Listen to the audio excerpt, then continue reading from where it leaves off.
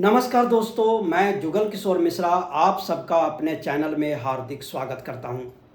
मित्रों, आज के वीडियो में मैं आप लोगों को शापित दोष के बारे में बताऊंगा।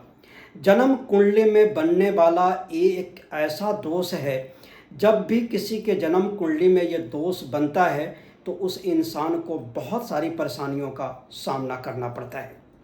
साथ के साथ हम अब बताएंगे कि ये शापित दोष कैसे बनता है और यदि दुर्भाग्यवश आपके जन्म कुंडली में ये शापित दोष बना हुआ है तब आपको क्या उपाय करना चाहिए जिससे इस शापित दोष का प्रभाव आपको कम से कम मिले।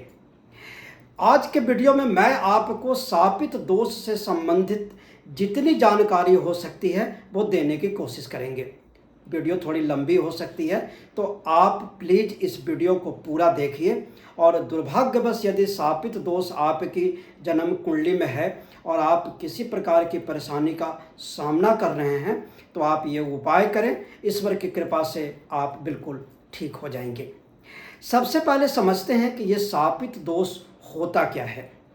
देखिए, शापित दोष का मतलब है कि राहु और शनि या केतु के साथ शनिदेव, राहु या शनि या केतु या शनि एक साथ जब जन्म कुंडली के किसी भाव में बैठ जाते हैं तब इसे शापित दोष कहा जाता है।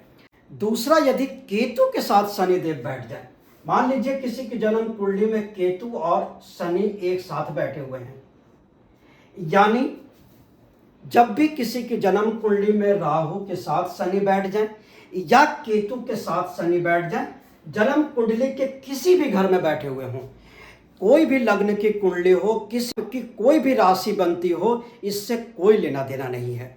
यदि जन्म कुंडली के किसी भी घर में राहु के साथ शनि बैठे हुए हैं या केतु के साथ शनि बैठे हुए हैं तो उस इंसान को शापित दोष लगता है। जब भी किसी के जन्म कुंडली में ये शापित दोष बनता है तो सबसे पहला प्रभाव ये होता है कि उस इंसान को कोई ना कोई ऐसी बीमारी लग जाती है जो बीमारी लाइलाज हो या उसका जीवन भर दवाइयाँ खानी पड़े। शापित दोष होने की वजह से इंसान को पढ़ाई लिखाई में बहुत तकलीफ होती है। यदि शापित दोष किसी की जन्म कुंडली में बन जाए तो वो उसको अपने नौकरी, व्यवसाय, इन चीज़ों में बहुत दिक्कतें झेलनी पड़ती है। शापित दोष का प्रभाव यदि पंचम भाव पे हो जाए तो संतान से संबंधित दिक्कतें हो जाती है और यदि शापित दोष का संबंध किसी भी तरीके से सप्तम भाव से हो गया तो आप ये जानिए कि उस जातक या जातिका का तलाक होके ही रहता है। ये बहुत ही खराब दोष है। जिन लोगों की भी जन्म कुंडली में बन जाती है लगभग उनका जीवन अस्त व्यस्त कर देता है। देखिए, शापित दोष सबसे ज़्यादा प्रभावी जिन जिन घरों में होता है, पहले उन घर को समझिए। यदि किसी के जन्म कुंडली के प्रथम भाव में, जैसे ये लग्न है, ये लग्न भाव में यदि राहु और शनि की युति बन जाए, राहु और शनि इकट्ठे बैठे हुए हों तो इंसान को शापित दोष हो जाएगा। और जब पहले ही हाउस में शापित दोष बन जाए तो सबसे पहले ये इंसान के स्वास्थ्य को खराब कर देता है। इंसान हमेशा बीमार रहता है, उसे न कोई बीमारी लगी रहती है और एक ऐसी परमानेंट डिजीज जरूर होती है जिसकी दवाइयाँ जीवन भर लेनी पड़ती है। इंसान की चलती हुई अच्छी नौकरी, अच्छे व्यापार अचानक से बंद हो जाते हैं। लेकिन ये प्रभाव तब सबसे ज़्यादा होता है जब राहु या शनि की महादशा या अंतरदशा चल पड़े या जातक को शनि की 7.5 चल पड़े।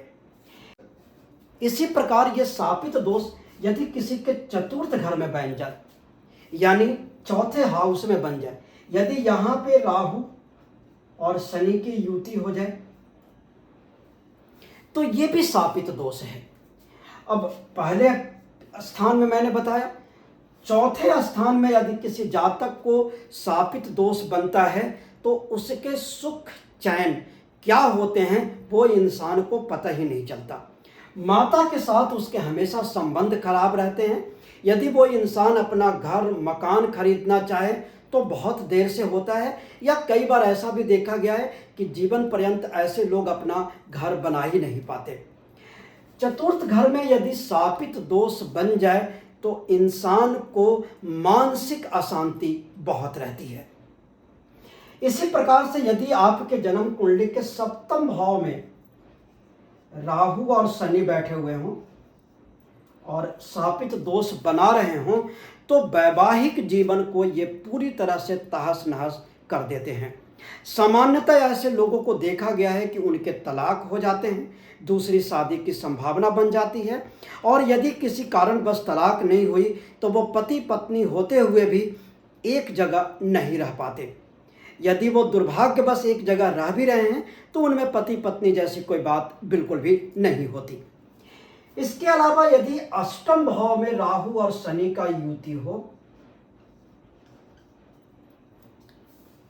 कुंडली के 8वें घर में यदि राहु और शनि एक साथ बैठ करके शापित दोष बना रहे हों तो ये शापित दोष में सबसे खतरनाक स्थिति है। इंसान की अकस्मात मृत्यु होने की संभावना बताता है। इसके अलावा उस इंसान की किसी बड़ी दुर्घटना में अपाहिज हो सकता है। अचानक से उसके जीवन में एक ऐसी स्थिति बन सकती है कि वो अच्छा खासा इंसान अपाहिजों की जिंदगी जीने पे मजबूर हो जाता है। यदि शापित दोष 12वें घर में बैठ जाए,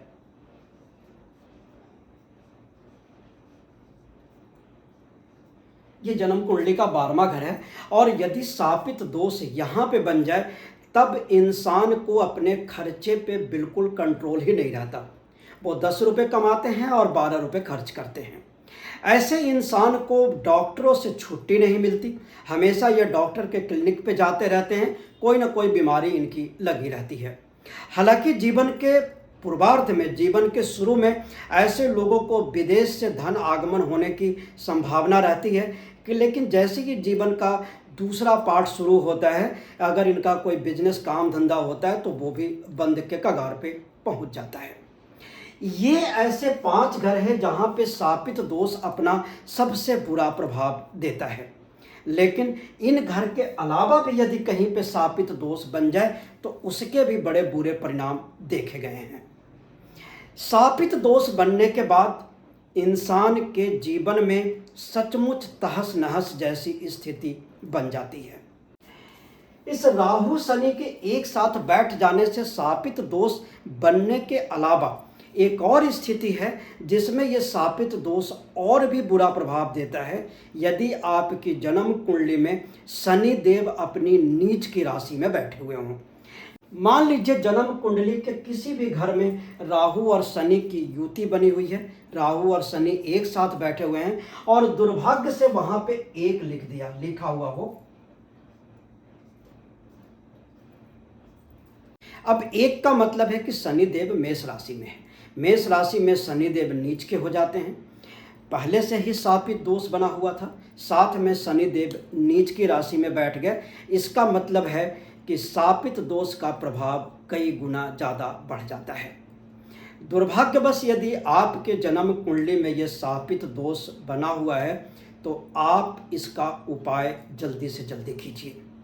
वैसे शापित दोष की शांति किसी भगवान शिव जी के मंदिर में भी करवाई जाती है, शापित दोष की पूजा करवाई जाती है, आप वो पूजा जरूर करवाइए। कई लोग त्र्यंबकेश्वर जाकर के पूजा करवाते हैं, कई लोग महाकाल की नगरी में भी जाकर के इस शापित दोष की पूजा करवाते हैं।